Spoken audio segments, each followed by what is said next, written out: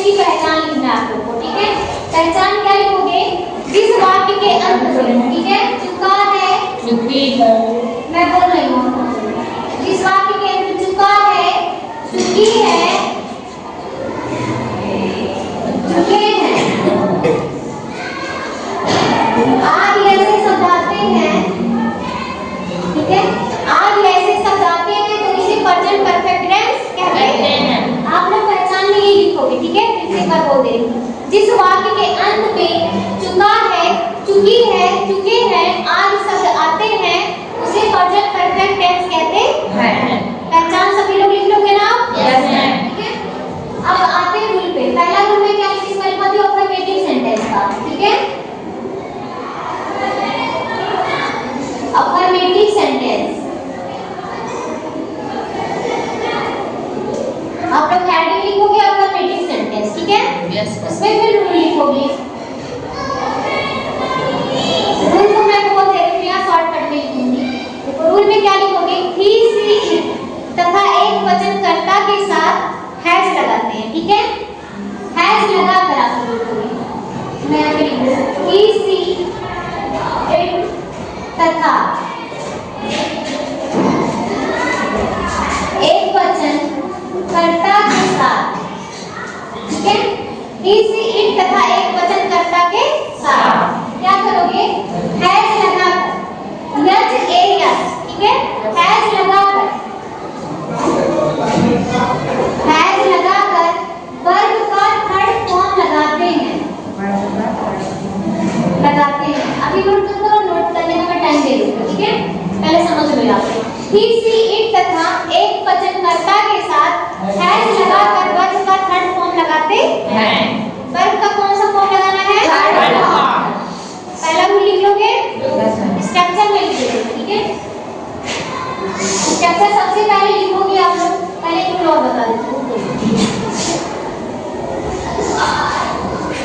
Next rule, ये rule समझ में आया ना, सभी लोग कर लोगे? Yes ma'am. नेक्स्ट रूल है आई वी यू दे, ठीक है। आई वी यू दे तथा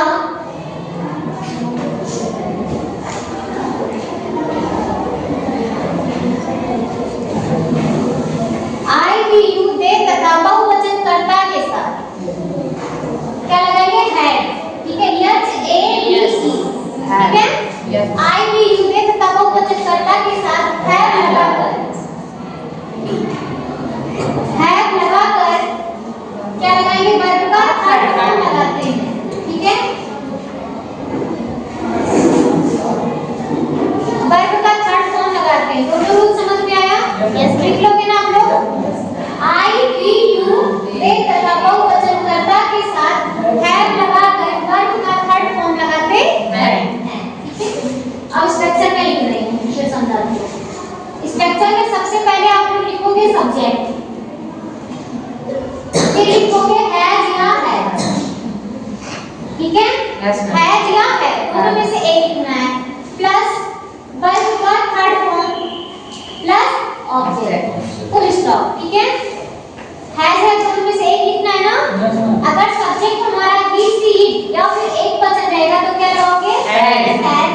और अगर subject I we you they या फिर कोई बहुवचन रहेगा तो हैज। इतनी चीजें समझ में आई? Yes ma'am. और वर्ग का थर्ड फॉर्म, कुछ मैं आपको वर्ग लिखवा दूंगी जिसमें फर्स्ट सेकंड थर्ड फॉर्म रहते हैं आईएनजी फॉर्म, तो आप उसमें से करना। अभी कुछ मैं यहाँ पे बताऊंगी तो उसका वर्ग बता दूंगी, ठीक है। जैसे है एग्जांपल, राम स्कूल जा चुका है, ठीक है। जा चुका है, एग्जांपल है राम स्कूल जा चुका है।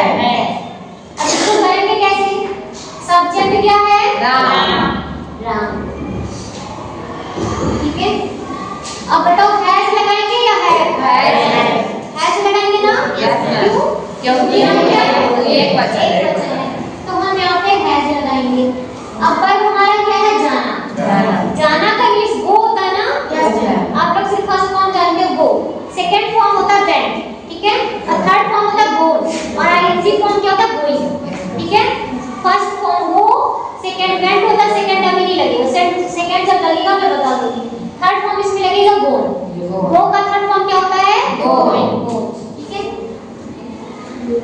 gone to School. समझ में आया? Yes, ma'am. सभी को? Yes, ma'am. अफर्मेटिव आ गया? Yes, ma'am. ऐसे ही करना है, इतना आप लोग कॉपी में नहीं लेना, ठीक है? कॉपी में लिखना, उसके बाद समझ में जाना। समझ गया सभी लोग ना? Yes, ma'am. रूल याद हो गया? Yes, ma'am. अब इसका मैं निगेटिव बताती हूँ।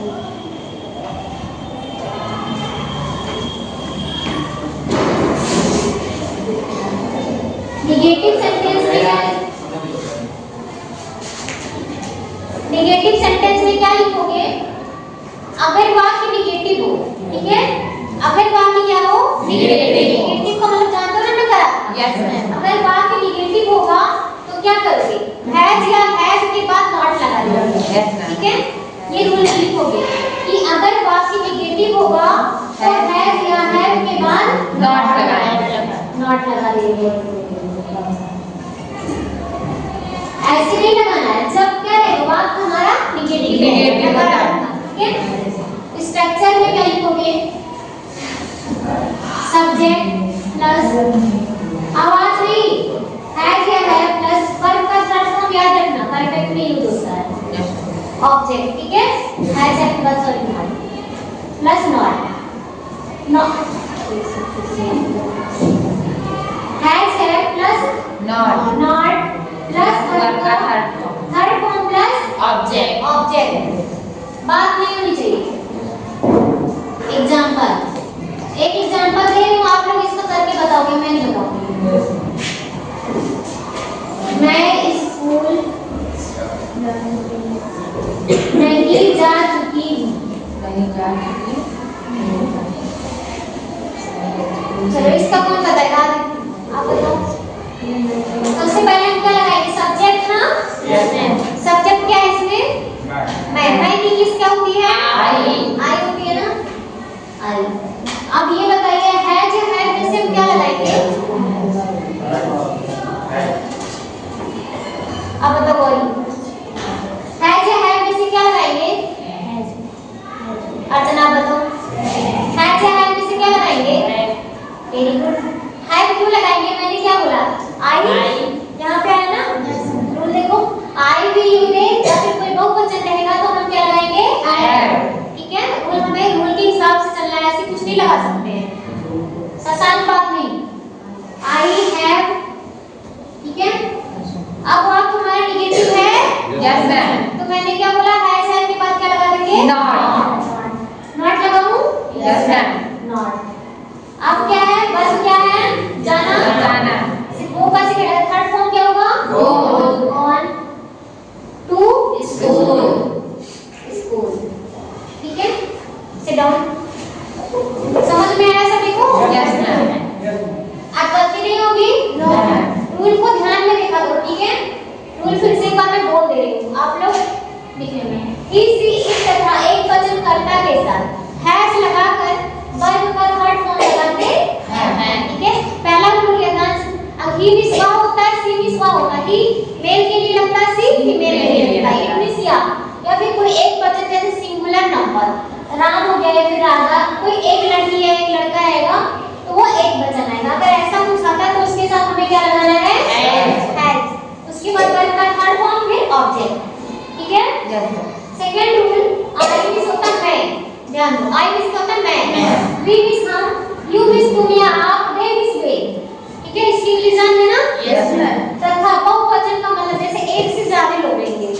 हिंदी में क्या होता है? सिंगुलर प्लूरल नंबर होता है ना? सिंगुलर जिस एक वचन एक लोग रहते हैं, अगर एक से अधिक हैं तो वो किस में आ जाते हैं? बहुवचन। बहुवचन में आ जाते हैं, प्लूरल नंबर में आ जाते हैं। तो अगर ऐसा कुछ आएगा तो उसके साथ में हैज की जगह क्या लगा देंगे?